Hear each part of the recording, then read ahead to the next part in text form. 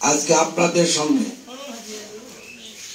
মত বিনিময় করার জন্য এখানে উপস্থিত হয়েছে বাংলাদেশ জাতীয়তাবাদী দল প্রধান জনাব তারেক রহমান, দেশনেত্রী বেগম খালেদা জিয়া, যার হাতে ধানের শীষের প্রতীক তুলে দিয়েছেন। আপনাদের অত্যন্ত পরিচিত মুখ, পরিচিত সন্তান, এই উপজেলা নয় প্রসাদপুরেরই সন্তান ডাক্তার একরামুল বারী টিপু, তার নির্বাচন নিয়ে আলোচনা করার জন্যই মূলত আজকে এখানে উপস্থিত আমার দলিল লেখক ভাইয়েরা, নকল নবিশ, ভেন্ডার সহ সম্মানিত সুধী মন্ডলী, শ্রেণীমতো সবাইকে আমার আন্তরিক শুভেচ্ছা সহ সালাম। আসসালামু আলাইকুম ওয়া রাহমাতুল্লাহ। আপনারা শুনেছেন যে আজকের উপস্থিতির কারণ কি। আমি আপনাদের এই দলিল লেখক সমিতির একজন অংশ হিসাবে এইটুকু বলবো আপনাদের কাছে, অনেকে আপনারা দেখেছেন, প্রতিনিধিত্ব করতে দেখেছেন, প্রতিনিধির বাইরে দেখেছেন, আচার আচরণ দেখেছেন, চলাফেরা দেখেছেন, ডাক্তার একরামুল বারীকেও দেখেছেন আপনারা, ঠিক কিনা? কাছে থেকে দেখেছেন, দূরের থেকে নয়, কাছে থেকে দেখেছেন। সেই কারণে আমাদের নতুন করে পরিচয় করে দেওয়ার মতন আপনাদের কাছে কিছু নাই। এখন আপনাদেরকে অন্তত পক্ষে ডাক্তার টিপুকে আপনার এলাকায় পরিচিত করে দিতে হবে, এই দায়িত্বটা আপনাদের নিতে হবে। তাহলে আমরা অন্তত পক্ষে মান্দাবাসী, আপনারা দলিল লেখক সমিতি নয়, আরো যে সকল সংস্থা রয়েছে সবাই অন্তপক্ষে শান্তিতে থাকতে পারবে। শান্তিটা হলো এই, দুর্নীতি মুক্ত থাকতে পারবে, এর যে বড় জিনিস নাই। যেখানে দুর্নীতি আছে সেখানে গন্ডগোল আছে, বিরোধ আছে, মারামারি আছে, কাটাকাটি আছে, অশান্তি আছে। দুর্নীতি নাই, কিচ্ছু নাই। আপনারা আপনাদের কাজ করবেন, আমরা আমাদের কাজ করবো, ঠিক কিনা? তো সেই কারণে এইটাই মুক্ত থাকার জন্য ডাক্তার একরামুল বারী টিপুকে আপনারা তার হাতকে শক্তিশালী করবেন, দোয়া করবেন। আল্লাহ পাক আগামী নির্বাচনে যেন ধানের শীষ প্রতীক নিয়ে আপনাদের সামনে এসে ভোট চাইতে পারে, এই দোয়াটা আপনারা করবেন। এই দোয়া আপনাদের কাছে চাই।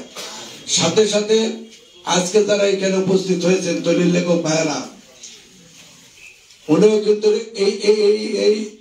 এই সংস্থারই উপদেষ্টা ছিলেন, এখন আছে। সেই কারণে আপনারা বিগত দিনে 17 বছর কিন্তু ফ্যাক খাটছেন, খাটেননি? 17 বছর চরিত্র দেখেছেন উপদেষ্টা মন্ডলীতে, এখনো চরিত্র দেখতেছেন।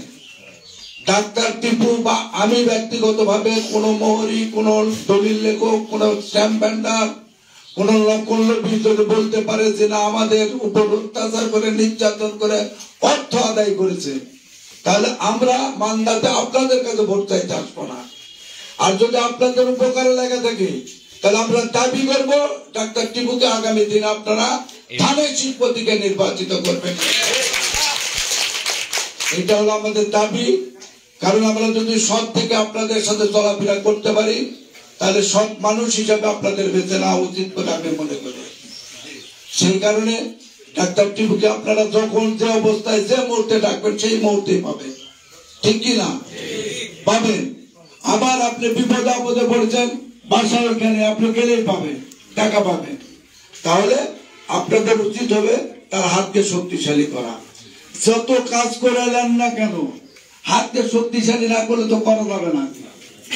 আমাদের বড় ভাই ছিল শামসুল আলম প্রামাণিক, উনি ছিলেন, আমরা ওনার কাছে বলেছি মহরিলে এই তাদের চাহিদা, উনি না পারলে যতটুকু পারেছে সেইটুকু করেছে। ঠিক আপনারা যখন নির্বাচন করবেন তখন আমাদের কাছে আসতে হবে, আপনারা সরাসরি ডাক্তার টিপুকে বলতে পারবেন। এই ফ্যাসিলিটিটা তো পাচ্ছেন আপনারা। সেই কারণে আপনাদের পাওনা অনেক, সেই কারণে ডাক্তার টিপুর হাতকে শক্তিশালী করবেন, এই অনুরোধ আপনাদের প্রতি রইল। সাথে সাথে বাংলাদেশ জাতীয়তাবাদী দলের যেহেতু প্রার্থী উনি, বাংলাদেশ জাতীয়তাবাদী দল যেহেতু ধানের শীষ ওনার হাতে দিয়েছে, সেই কারণে আমাদের দায়িত্ব হয়ে পড়েছে যে আমরা কিভাবে ডাক্তার টিপুকে নির্বাচিত করব। সেই কারণে আপনাদের কাছে, আপনাদের একজন ভাই হিসাবে, আপনাদের এই অংশ, এই দলিল লেখক সমিতির অংশ হিসাবে আমার এটা দাবি, আগামী ফেব্রুয়ারিতে ডাক্তার টিপুর পক্ষে আপনারা কাজ করবেন, এই অনুরোধ আপনাদের প্রতি রইল। আমি যেন কোনোভাবে কোনো কিছুতে যেন আপনাদের কাছ থেকে দুঃখ না পাই, কষ্ট না পাই, এইটা আমি আশা করবো আর কি। আপনারা আমার কাছ থেকে কোনোদিন দুঃখ পান নাই, কষ্ট পান নাই, আপনাদের উপর কোনো জুলুম, অত্যাচার, নির্যাতন এ পর্যন্ত কেউ করতে পারে না, ইনশাল্লাহ আগামী তো করতে পারবে না।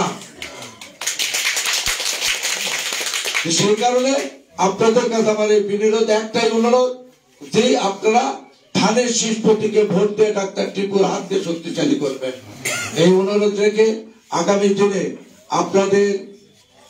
আপনাদের শুভ কামনা করি, সাথে সাথে ডাক্তার একরামুল বারী টিপুর শুভ কামনা করে আমি আমার কথা শেষ করছি।